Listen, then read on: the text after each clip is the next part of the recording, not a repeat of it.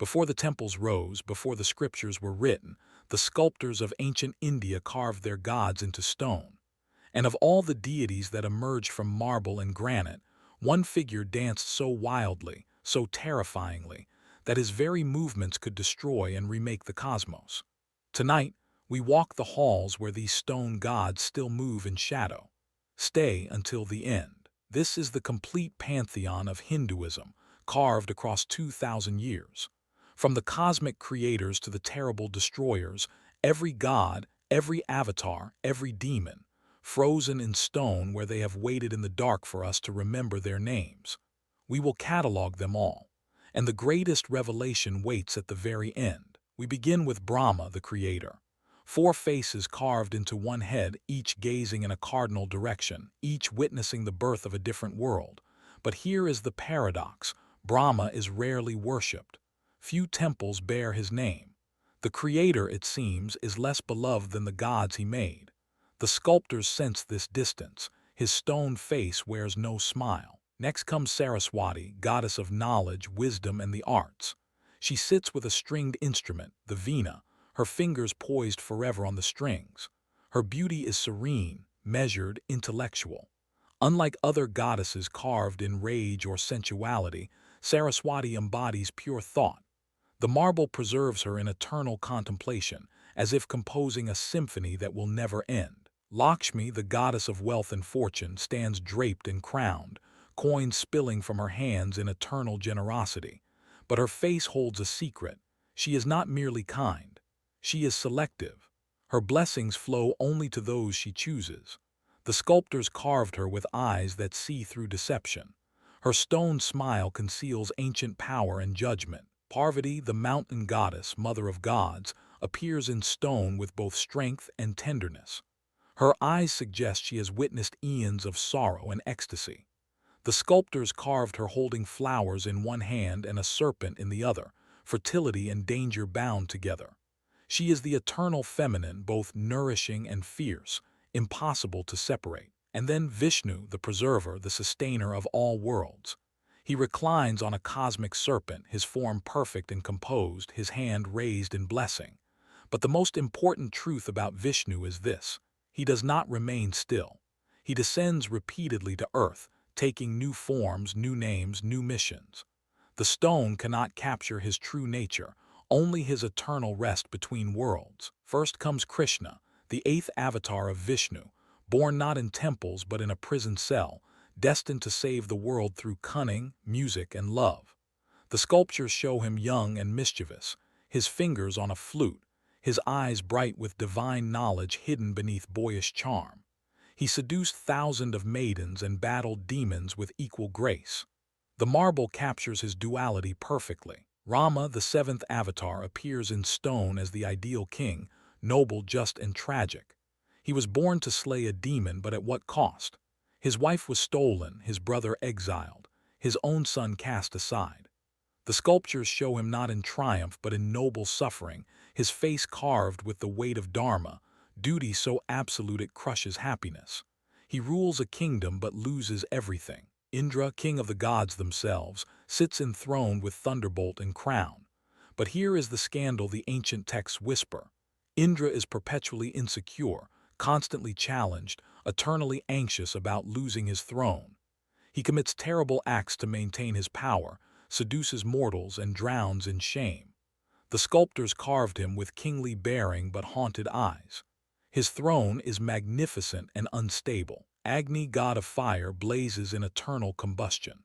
The sculptors carved him with flames rising from his body, his face fierce and consuming, his eyes burning with sacred heat. He is the mouth through which mortals speak to gods. Every sacrifice burns in his honor. Yet he too is mortal in his hunger, forever devouring what is offered, never fully satisfied, always demanding more. Vayu, god of wind, is carved in perpetual motion, his robes swirling, his hair flowing, his body leaning into an invisible gale. He is formless, immaterial, yet the sculptors somehow captured his essence through movement alone. He arrives unannounced and departs without warning. The stone itself seems to vibrate around him, as though he might dissolve back into air at any moment. Varuna, lord of waters and cosmic law, appears in marble as both beautiful and terrible. He holds a noose, not to strangle the wicked but to bind them to truth. He knows all secrets. Every act of deception is known to him. The sculptors carved him with both mercy and ruthlessness etched into his stone features. He is the god of oaths, and breaking them means facing his rope. Yama, god of death, carries a staff topped with a skull. But do not mistake him for evil. Yama is duty incarnate. He comes not with cruelty but with inevitability. Every life must end. He is merely the messenger, the final ferry. The sculptors carved him with both kindness and absolute certainty. His stone face says what his lips cannot. You will meet me someday and you will bow. Durga, the warrior goddess, sits astride a lion, surrounded by the weapons of 1,000 gods. She was born from the combined rage of all male deities to slay a demon they could not defeat. She alone succeeded. The sculptors carved her with the body of a warrior and the face of a mother. She kills not for love of blood but to protect her children and restore cosmic balance. She is ferocity with purpose. Kali, the dark goddess, appears in marble covered in skulls and blood. But misunderstand her not, she is not evil, she is necessary. She dances on the bodies of demons she has slain, her tongue extended not in mockery but in fierce joy.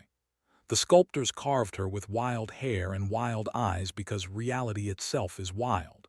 She strips away illusion and comfort. She is terrible and liberating. Ganesh, the elephant-headed god, sits peacefully, his rotund belly a symbol of abundance and contentment. He is the remover of obstacles, but only for those who humble themselves before him first. The sculptors carved him with gentle eyes and an expression of infinite patience. He will wait forever. He is worshipped before all other gods, first in every ritual, because he stands at every threshold between worlds. Hanuman, the monkey god, stands in an eternal pose of devotion, one hand on his chest, one raised in salute. He is strength bound by love, power constrained by loyalty. The sculptors carved him as the ultimate servant, the ultimate warrior, completely merged with his purpose. He will never desire glory for himself. He asks only to serve. In an age of ego, he is the antidote. Ravana, the demon king, appears in marble as both villain and tragic figure. 10 heads carved in a crown, each with its own intelligence, its own will. He was born powerful, learned, and blessed, yet his pride became his ruin. The sculptors carved him with nobility in his features even as they show his downfall. He is proof that even the greatest strength cannot overcome dharmic violation. Ambition unmarked by virtue is hollow. Rahu and Ketu, the shadow planets, appear as serpentine figures eternally pursuing and fleeing, one ascending, one descending, neither ever catching the other. They were born from chaos, from the churning of the cosmic ocean. They move in opposite directions forever, and their eternal chase explains the cycles of eclipse, of light and dark, of fortune rising and falling. The sculptors carved them intertwined yet separate, bound yet free. Now we enter the heroes. Arjuna, warrior prince, stands with his bow, the same bow that trembled at the moment of greatest war. He was paralyzed not by fear of enemies but by doubt of purpose. The sculptors carved him at that precise moment, neither firing the arrow nor lowering the bow.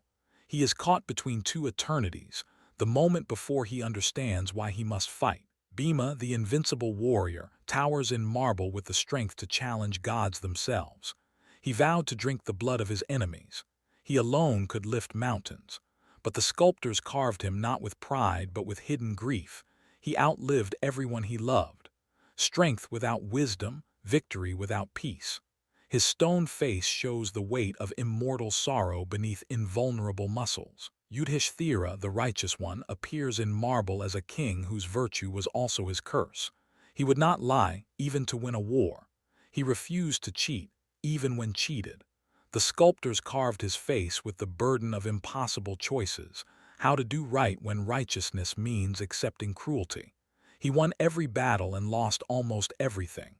His stone eyes hold the weight of Dharma. Draupadi, the princess born from fire, stands in marble with dignity that cannot be insulted. She was draped, humiliated, publicly shamed, yet she lived.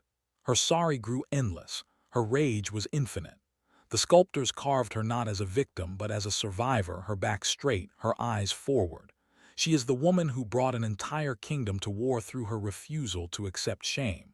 Her stone face forgives nothing. The Maruts, storm gods, appear in marble as a group of fierce warriors riding on wind itself. They are youth incarnate, power incarnate, the force that breaks what must be broken. The sculptors carved them in dynamic motion, as if the stone itself might shatter at any moment. They are beautiful and dangerous, necessary and terrible. They arrive in thunder and depart in lightning. Nothing can stand against them. Surya, the sun god, blazes in marble as the eternal eye of the cosmos. He sees all, knows all, judges all. Yet even he is bound by his path. He rises and sets always, day after day, millennium after millennium. The sculptors carved him with a chariot and horses, in eternal motion but never reaching a destination. He is power and imprisonment merged, freedom and fate in perfect balance. Chandra, the moon god, appears in stone as Surya's eternal counterpart, cool where Surya is hot, night where day reigns, mystery where clarity shines. The sculptors carved him with a gentler expression, crowned with the crescent moon itself. He watches over lovers and dreams, over secrets and hidden things. Yet his light is borrowed. He reflects another's fire. Even gods know the weight of incompleteness. And now the figure promised at the beginning. The figure that the sculptors feared to carve yet could not resist. Shiva, god of destruction and transformation, appears in marble in his cosmic dance, the Nataraja. 1 foot raised, one extended downward, multiple arms holding drum and fire, surrounded by a circle of flame. His eyes are half closed in divine ecstasy. This is the moment when creation ends and begins anew. This dance, the Tandava, is the dance that destroys universes. But hear the truth, creation and destruction are the same thing. When Shiva dances, he does not destroy to harm. He destroys to make space for new worlds, new possibilities, new births. His third eye blazes open. His serpent shifts. His drum sounds the end and the beginning simultaneously. Nothing can survive his dance. But nothing need fear it either, for destruction is merely transformation. And so the Pantheon is complete. From Brahma's quiet creation to Shiva's violent transformation, these are the gods carved in stone by a civilization that understood something profound. The divine is not separate from the material world but woven through it.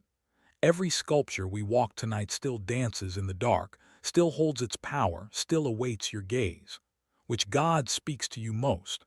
Tell us in the comments. And subscribe to Walk the Next Temple, for there are infinite halls of stone still waiting to be explored.